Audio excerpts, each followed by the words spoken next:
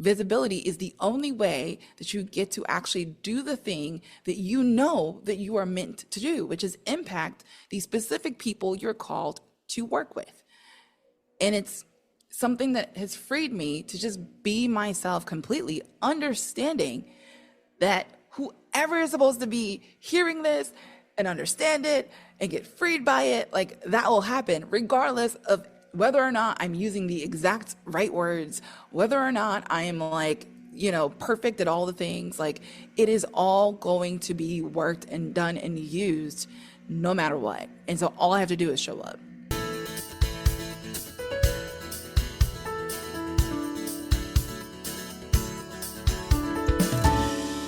Hello, and welcome to episode 242 of the Quiet and Strong podcast, especially for introverts. I'm your host, David Hall, and the creator of quietandstrong.com. This is a weekly podcast dedicated to understanding the strengths and needs of introverts, along with strategies for success. Introversion is not something to fix, but to be embraced. Normally, we'll air each episode on a Monday. Be sure to subscribe on your favorite platform. Leave a review or a rating. That would mean a lot to me and also help others find the show. Tell a friend about the podcast and help get the word out there that introversion is a beautiful thing.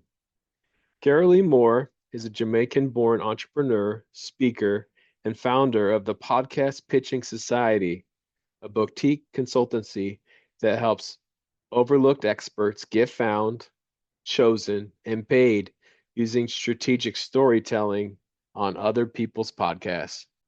All right. Well, welcome to the Quiet and Strong podcast, Carrolee. Carrolee, it's so good to have you on today. Absolutely. Thank you so much for having me, David. I'm looking forward to our conversation for sure. Yeah, and we're going to talk about the great work that you're doing. But first, tell us a little bit about yourself and your journey to the work you're doing now. For sure. And I'll give it like an introvert. Yes, please. Why not? So I really have been in love with storytelling since I was a kid. And I was always in my own head. And so I wrote a lot. I had notebooks on top of notebooks on top of notebooks.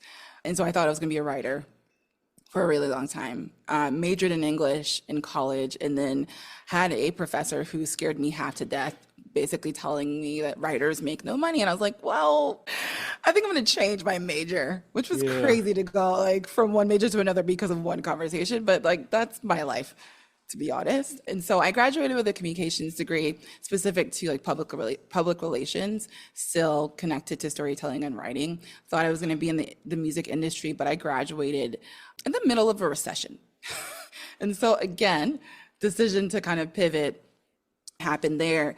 And I frankly, for the next 10 years, was living this double life. So I was in corporate doing the quote unquote responsible thing, working in project management, doing corporate relations, all of the things.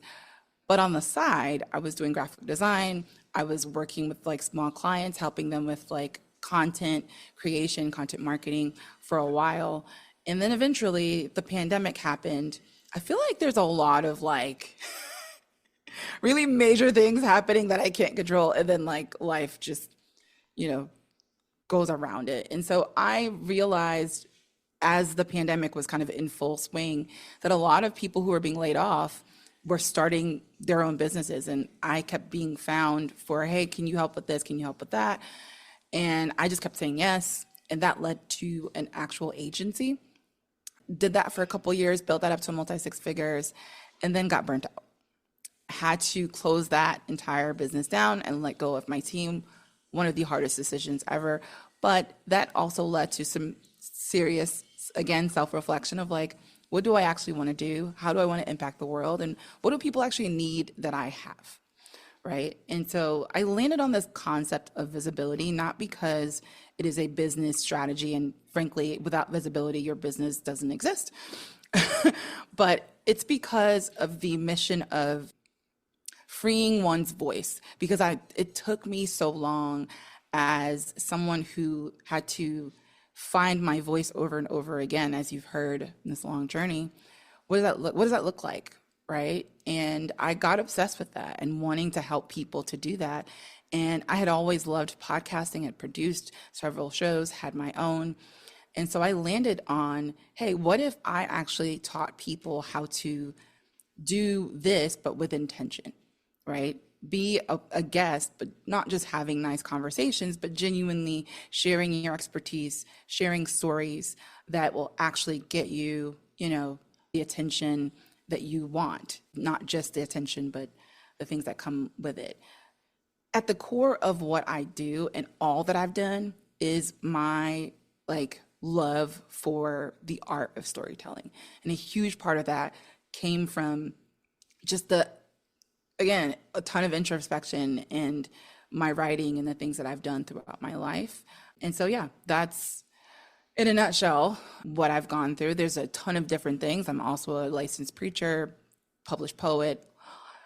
I've had several different identities, but for now, that's where we're going to stop.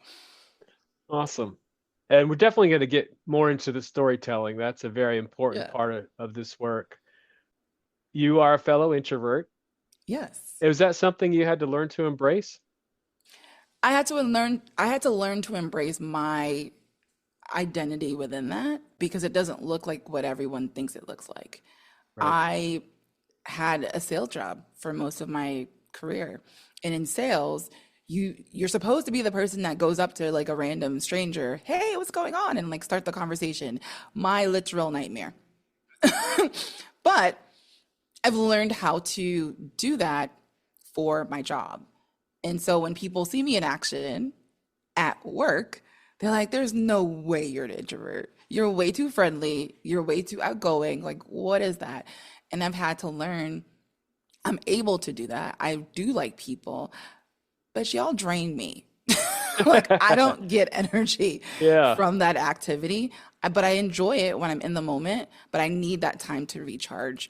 And I had to learn that about myself. Like, I'm not the quote unquote typical, I don't think anybody really is, the typical introvert that we see on TV who's like in the corner with a book, Well, even though, yeah. That's why I do this show yeah, because there's so much misunderstanding. for And, sure. the fact that introversion is about 50% of the population, perhaps even a little higher. And 50% of the population aren't unfriendly and don't Yeah, like people. It's crazy. And when people say things like, "Oh, Carrolee, you can't be an introvert," and what that means is they don't understand what it is. yeah, And a that's thousand why, percent. yeah, and that's why I do the show. It's because it's like, yes, I'm a deep thinker. I go inward. Great stuff comes from that. You're a great storyteller because of your introversion, because you're thinking deeply and all the time, right? Your mind is always going, I'm guessing. Always. Yes. Yes. So mine too, mine too. And there's some great strengths that come from it. We like people, we need to recharge. Sometimes we need to prepare, like some introverts struggle, like you were talking about, doing sales. Sometimes people might need to learn some small talk strategies that work for introverts. And the approach might just look different, like Yeah. I had someone that on my show and he went through, I can't remember the name of the company, but it was a big company that you probably would know. And all the training for sales was very geared towards extroverts. And so, he went through it, but then he adapted it and made it introvert friendly, and he was very Exactly. successful. Yeah. And here's the problem too. Like, people think that small talk has to be like, "How's the weather?" Right? I've had situations where within the first 5 minutes of meeting someone, I was doing like LinkedIn networking calls with like people that I had never met. We were not connected in any way other than, "Hey, we're friends on LinkedIn." And within 5 minutes, we were talking about like deeply personal things, like went straight into the deep end because I don't necessarily enjoy the "How's the weather, how's your dog, like I can do it. I've learned how to do it, like I said earlier, for parts of my job that I've had for years and now as a business owner. But I like the kind of meat of who people actually are. And I love getting there. I love meeting people there and finding commonalities in those like real places because then connections really do get made. And that's how I sell. I don't sell from this like gamey, like, "Oh, hey, you know what?" I don't like, I just don't. It's a real connection that then leads to someone actually like knowing and liking and trusting me because I showed that I am wanting to know them, wanting them to trust me, wanting to build a real relationship. Like that's super important. So I think it's a superpower, honestly. Yeah, and you said some great things in there. It's so with small talk, there's a couple things going on. And sometimes, and there's some introverts that have just always have been confident. So I always throw that out there. But there's some introverts that they have to get better at it. They have to come up with some strategies. The other piece is you mentioned, yeah, we don't like surface talk. And we definitely don't like to stay there a long time. Where extroverts can do either, they can stay in the surface talk for hours, or they can go deep as well, but we like to go deep sometimes faster than other people want us to. Yeah. But just like you, I've learned, what, sometimes I will talk about the weather. I don't love it, but because we really want to get to that deep stuff. Yeah. I also think that once you give someone permission to like take the mask off a little bit, they really appreciate that. I think we've gotten so used to this kind of the film at the top of relationships, whether it's at work or our personal lives, right? When someone actually truly is like, "Hey, I'm interested in you. Like, I'm interested in knowing you. I'm interested in wiping off that like extra film at the top, and I want to see you, and I want you to see me."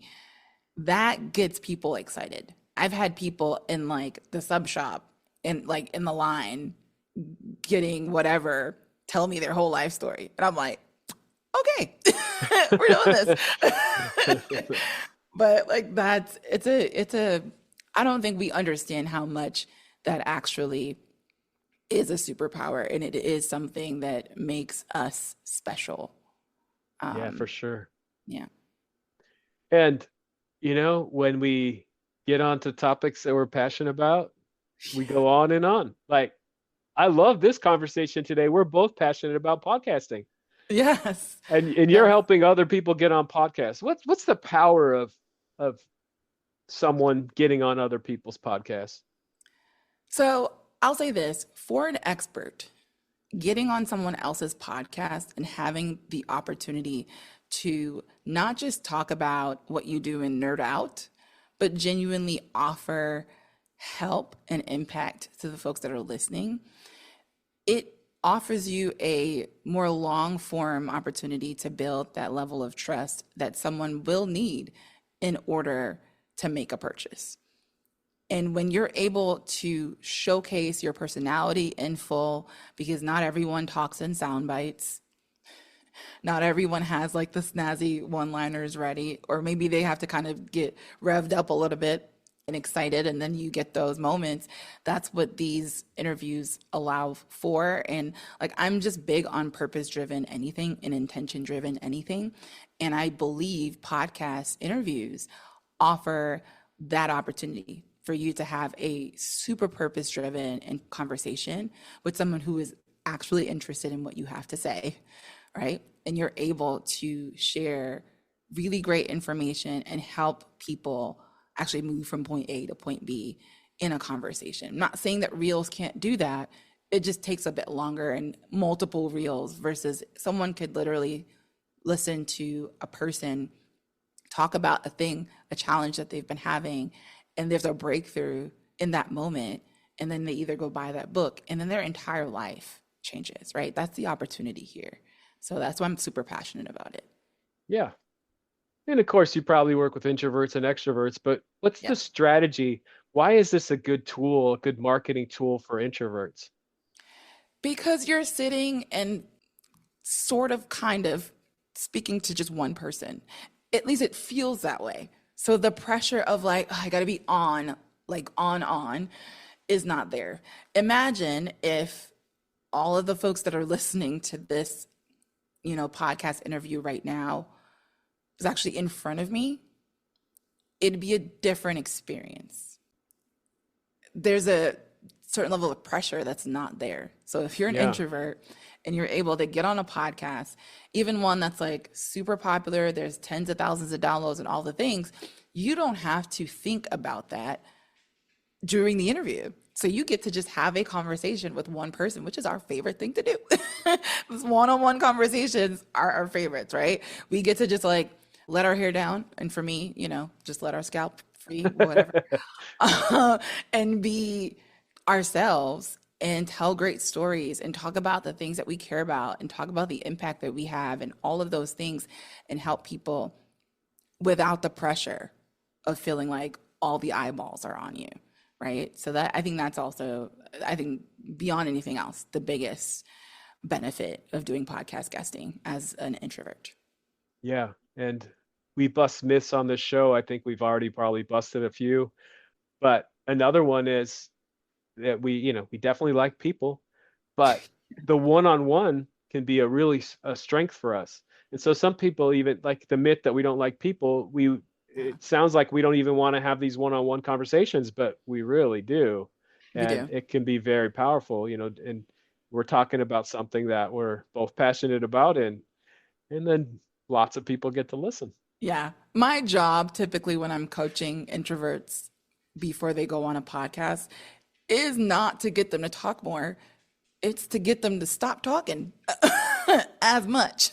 Like, okay, I know you're passionate about this, but here is the structure, right? We have a framework that we use when it comes to like answering questions and like best practices to do that to help them make sure like, yes, you want to like nerd out and talk about all the like cool things that are happening that you do, et cetera. But it always needs to be in service to who is listening, right? And also in service to the podcast hosts themselves as far as what their aim is for their audience. So that is the approach that we take. That's the approach that I take whenever I'm guesting. And it allows for the conversation to not feel, and we've all had those people. It's like, okay, are you going to take a breath at any point? Am I going to be able to say anything? Like, I get you're passionate about it, but oh my God. So Could you talk just a little bit more about that, like how you prepare guests to or people to be guests on other people's podcasts? sure. Okay. So the first thing that we talk about when I'm prepping someone to get on a podcast is their introduction, right? A lot of people, when they're asked to introduce themselves, they go name, company name. They might have like a sentence about what it is they do, and they're done. Like, Yeah. that is it. That is a huge missed opportunity. That is the time where you tell your story. And it might feel weird to you, but what you're doing, again, is a service to the people who are listening. They don't know you from Adam. They don't know anything about you. And before they can put any stock to what you're saying throughout the interview, they need to get to know, like, how did you get to where you're at? What were the things in your life that like led to you loving or being involved or caring about the thing that you're there to talk about? And through that connection, they're like, okay, cool. I kind of sort of know who this person is. And as you're going along, they get to know you even more. They get to understand your expertise. So I teach that piece, the intro. Then we go into every time that you're talking about something that you've done, there needs to be a story connected to that. And we've found the more specific, the better. Think about when someone asks you a question and you go about like, yeah, everyone needs to do this because it's like the best thing ever. If I say everyone needs to be a guest on a podcast because it's a great way to increase your visibility, is very different from saying, hey, it's super important for experts to get on podcasts and build their visibility. We had a consultant who was able to actually close 3 5-figure contracts from one podcast guesting experience. She leveraged that into book sales on the back end of those contracts and was able to see on autopilot her email addresses, like, you know what I mean? The specificity of that is now the story. And now the person is like putting themselves into the story of like, ooh, is that possible for me? Like, could I do that? The first one is fine. That answer is fine. The second one is a lead generating answer. And so we prep folks for that as well. And then you're throughout the conversation, And I'm doing that right now, by the way, making sure that people know what you do and what you offer. So at the end of the conversation, when you're talking about what your freebie is, it's not like, those two things don't make any sense together. Or you guys have been talking about A and now you're offering B. It's not connecting. It's not clicking to me, right? And so if you have a book that you've written, make sure as you're having the conversations, you're talking about like, yeah, and that concept's actually a part of chapter 7 of the book. And you get specific so that by the end, when you're offering 2 chapters of your book, as I know that you do, that's something that folks would automatically be like, okay, yeah, because you've been talking about your book. Now I'm excited to get the 2 free chapters. So it's those kinds of things, and making sure that we also are allowing for an opportunity for magic to happen in between. So I help them with making sure their voice isn't like monotone like this and you're just talking like this the entire conversation. Like making sure that if you talk with your hands, you're not doing this. I had a client that she like, her hand was like always in her face. So we were talking about Yeah. that, like just bringing it down. I talk with my hands too, but like it's for emphasis for specific things. So there's just a ton of things that we help our clients really work through and fine tune in preparation for each interview. So we take it very, very seriously. I would say that's probably one of the biggest and best benefits for signing with us is the prepping phase. Yeah, because what you're describing isn't always intuitive to people, and they need to figure that out. And just the first thing you were talking about with the introductions, sometimes that, where you're in a situation, maybe it's even in a meeting or something, and it strikes fear into some introverts because they can't think of what to say. But if you think ahead of time, hey, you know what? If I'm asked to give an introduction, here's some things I can share, depending on the situation. Yeah, But practice it. Practicing too. Like it's not yes, you're going to be talking to one person, but if you think about it, you're talking to hundreds or thousands of people. You want to make sure that you are well prepared. So practice, people. Please, please, please practice. yeah, how do you practice your stories? Because again, sometimes people feel like, oh, nobody wants to hear my stories, but it really makes all the difference because we're human beings and we're built on stories. We learn by stories. Like you were talking about, sometimes we hear someone's story and we're putting ourselves into that story like, oh, I can do this too. So how do we practice our stories? Do you gather them? What do you do? Yes. So this is something else that we also have as proprietary story bank structure that we offer our clients that pretty much gives you an opportunity to remember the things that you don't like often remember. Meaning, because you've had a career for 15, 20, 25 years, there's so much that has happened. There's so much that you've done and accomplished and helped with and projects that you did 10, 15 years ago that you didn't even remember. But sitting down again and being introspective and like, okay, what were the things that happened within this story? And we have a framework for it. And I'll give a little taste. Can't give away the entire thing, but I give a little taste where think about what the challenge was. Like, what was the thing that was the issue in the situation? Then, what were the solutions that you offered? And then, what was the results of your intervention into the situation, right? And being able to talk through that for anything that you bring up. So it's not necessarily being like robotic of like, I have these 3 stories and no matter what, they're going in, you know what I mean? It's kind of knowing when to pull each of those stories. What the story bank does, it brings those things back to full memory into your kind of conscious mind so that instead of it being a moment where someone asks you the question in the podcast and you have to sit there and like, versus you already have it because you've gotten the story bank and you have written down the structure of the problem, the solution, and the impact. You're able to, in that moment, pull up, and it feels more authoritative for someone to be able to, like, quote unquote, out of nowhere, pull this really impressive story with like great detail, right? In the middle of an interview. it adds so much. The host loves it. Like I know as a host, I love that. I love hearing stories because it helps me like get my next question through. And I know also it helps to connect the audience. So it's super important to practice it. But of course, I don't want you to get to a situation where you have practiced it so much that you say the exact same story the exact same way every single time you're on a podcast. Let's not do that. But have the basics kind of ready so that you can pull from those during your interviews. Yeah, that's the key. And yeah, long pauses to think aren't really great for podcasts. Yeah.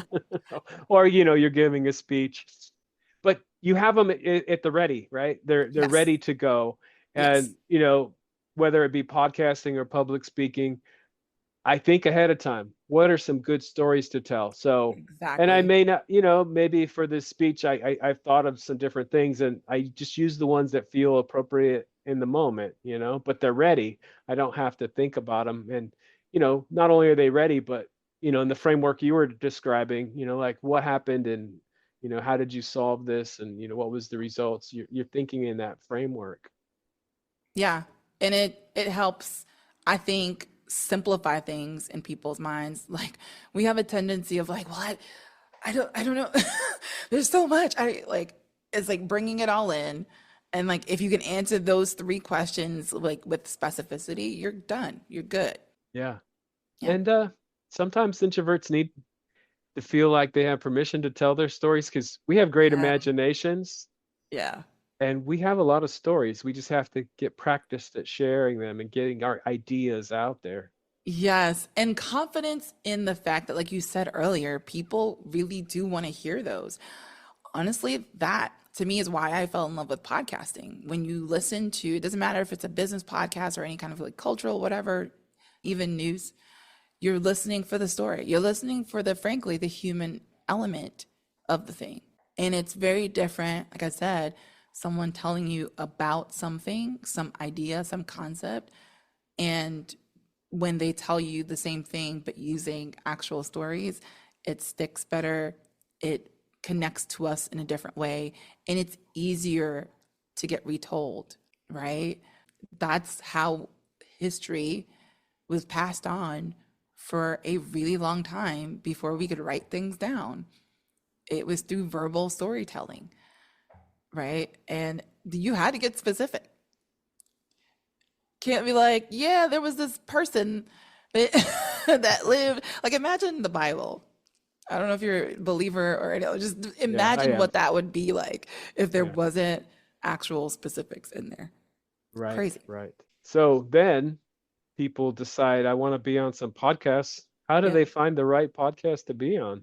Yeah. There's going to be a trend here because I'm a nerd. We do, everything that we've done, we have kind of whittled it down to a science and created structures around it so that it's repeatable. And this is no different. We've actually created a rubric that we score podcasts on before we pitch them, much like yours, David, for my own podcast guesting journey, right? There are things that the particular podcast has to hit or we won't even bother pitching. One of the worst things you can do is pitch a podcast that is either like not active or the host does exactly what you do and doesn't even like accept guests. And or it's a situation where there was a guest on recently that does exactly what you do and you are pitching the exact same thing versus like, hey, saw that you had, Sarah Johnson on a few months back. She does this.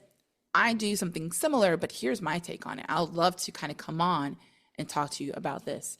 And finding the right podcast is not just about numbers. The reason why we focus on like super niche podcasts is because we believe that the riches are really in the niches and that the people that are listening to some of these smaller podcasts tend to be a lot more engaged and they tend to be a lot more homogenous, meaning more than likely they fit the same category. Like majority of these people listening to this podcast are probably introverts, right? Probably. Majority, right? And so there's certain things that you can kind of really hone in on as you're looking for a podcast, and it should not be just numbers. One of the things that I don't think people look at enough is what is the person doing to promote their podcast? Because if you're doing this for visibility and the podcast that you're going on doesn't even post their episodes on their socials, you're not seeing them talk about anything really. David, I saw that you guys are putting things on YouTube. You're doing like steps to actually promote the show. That's something that's super, super important. You don't want to spend the time preparing for an interview, getting all dolled up, especially if you're a woman, doing the interview, and then like it has no legs because the person is not even doing their due diligence to promote it. So Right. that's something I think we don't really focus on very, very often. But yeah, we have an entire rubric that we use to help people really hone in on, hey, this is what I need. And this is where this particular podcast that I found like fits into that. And if it doesn't hit this number, then, we're not going to pitch that. We're actually going to be selling that as a digital product for Black Friday. So I'm super excited about that because I do think the opportunity to get into the rhythm of picking shows beyond just the numbers is very, very important. So what's the product? The rubric. So we're creating a rubric that you can use because we've gotten that question so many times at this point. It's like, okay, how can I actually be helpful here? And that's one of the ways that we're going to do that is creating a rubric and sending it out so people can start to choose better fit podcasts for them. So when it comes to pitching, what are some effective strategies and what are mistakes that people make? One of the things that I think we all do when we first start pitching is just like sending a bunch. It's like no actual customization, just like, hey, my name is Carrolee Moore and I do all, and you're just sending it out. Do not do that. The same way that you're taking a lot more intention with choosing the right shows, you want to listen to some of the episodes. You want to make sure that, again, the audience that this particular podcast is trying to reach, you like that audience and are interested in that audience, because then you can write a pitch that actually reflects all of that. Whether it's a guest that you heard on that podcast that you're like, ooh, okay, I really like this and I really like this conversation, and we've done this, look at your competition. Where have they gone for podcasts, right? And then pitch those shows. Like I said earlier, pitch them on something that is different. Like, what is a different angle that you can have versus the person that's already been on there, right? And so the letter itself should first make sure that you're introducing yourself, but not in a I'm the best thing since sliced bread for 5 paragraphs. Like super easy, quick, 2 lines, maybe 3 of like who you are and why you're connecting, aka listen to so-and-so's interview with you, that was awesome, or I really love the concept of the podcast and I think this really aligns with the thing that I'm building out and I'd love to kind of come on and talk to your audience about it. And for us, it's always better to introduce what you're going to talk about in the way that it's going to be beneficial to the audience. What do I mean by that? If you're pitching someone to be on their podcast, what do those people tend to care about the most? If they're a good podcaster, they care about their audience. They care about what their audience is going to listen to. They want to add value. And if you can show with your pitch that you care about the same thing, that you want their audience to also get something of value, and you can be specific as to what that value is, for the most part, your pitches will get accepted. Now, there are podcasters that will look at your socials and be like, oh, you don't have enough followers. They want the kind of the cachet of it all.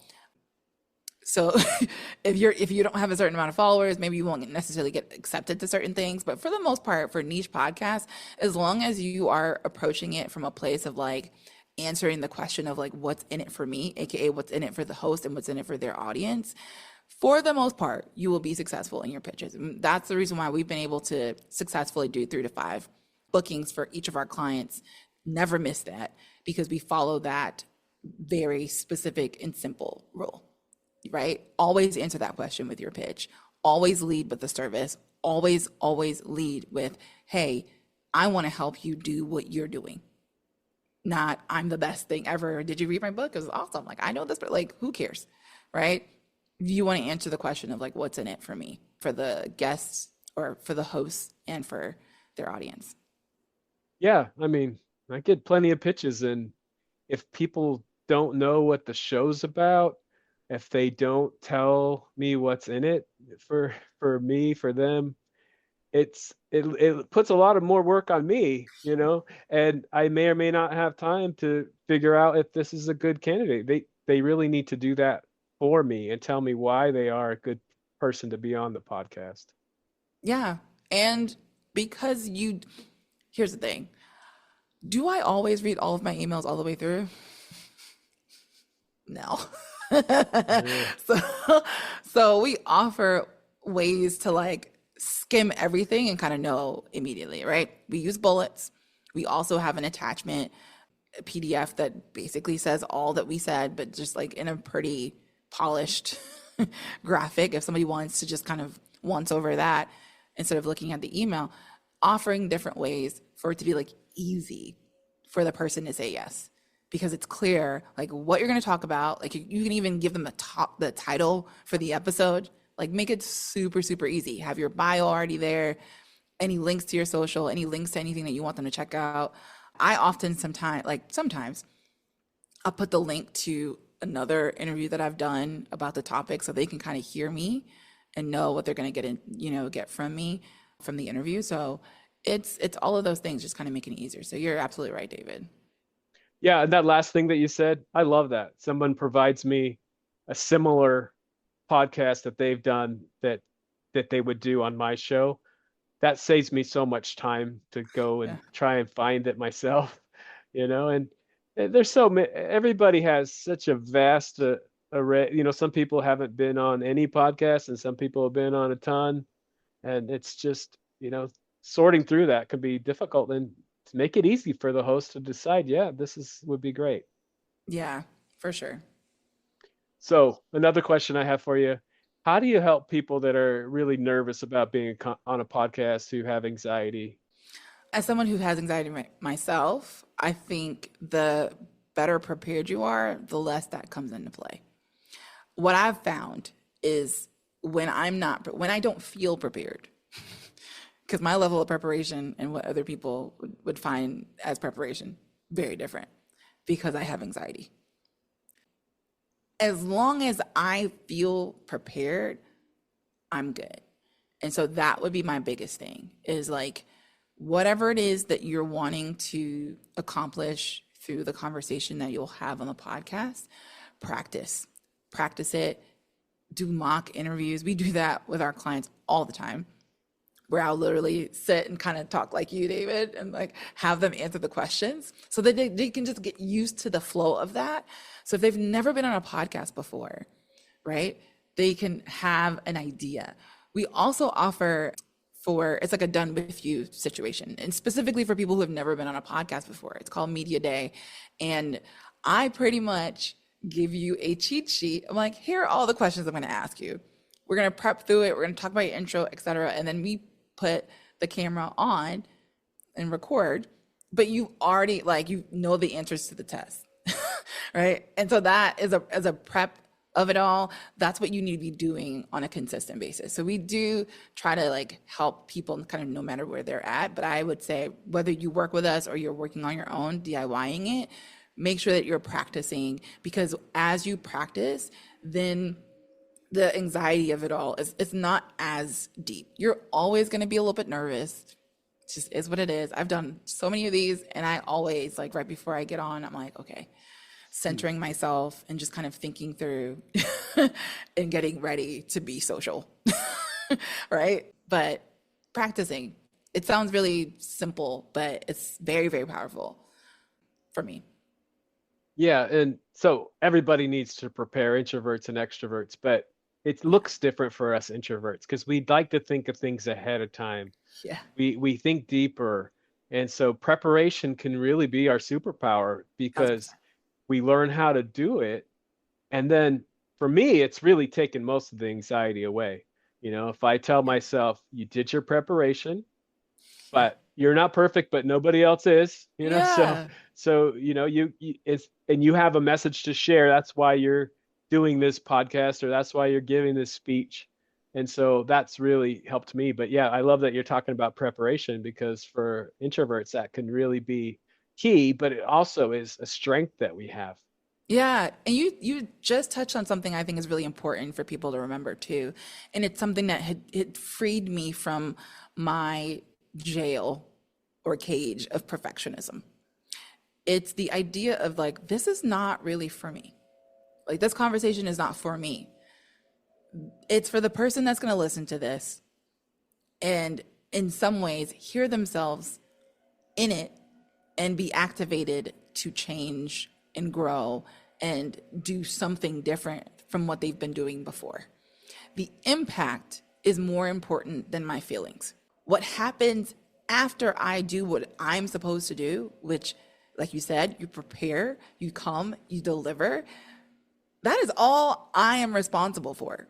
What happens after is like not up to you.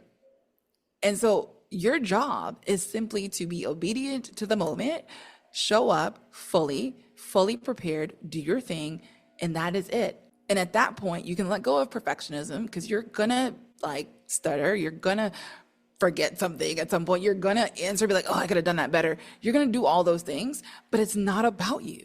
It's really about the people and the person on the other side of this mic that is hearing themselves in you and is being freed or is being changed or is being impacted in some way that is going to get them on the other side of the thing that they're struggling with. If you are in business to make impact, then visibility should not scare you. Visibility is the only way that you get to actually do the thing that you know that you are meant to do, which is impact the specific people you're called to work with. And it's something that has freed me to just be myself completely, understanding that whoever is supposed to be hearing this and understand it and get freed by it, like that will happen regardless of whether or not I'm using the exact right words, whether or not I am like, perfect at all the things. Like, it is all going to be worked and done and used no matter what. And so all I have to do is show up off of my soapbox. Oh, But no. And that's so powerful. And this is for podcasting, public speaking, presenting. It's not about you. It's like, what are you helping your audience to understand and hear and learn about themselves? So that's beautiful. yeah. So, Carrolee, we've talked about a lot of great things today. Yeah. I've enjoyed this conversation. Is there anything else you want to add? No, I think a continuation of the soapbox moment. I want anyone who's listening to this who is a service provider specifically, but for anyone, understand and know that your voice is your power. Since the dawn of time, whether you believe in the Big Bang Theory or creation, right?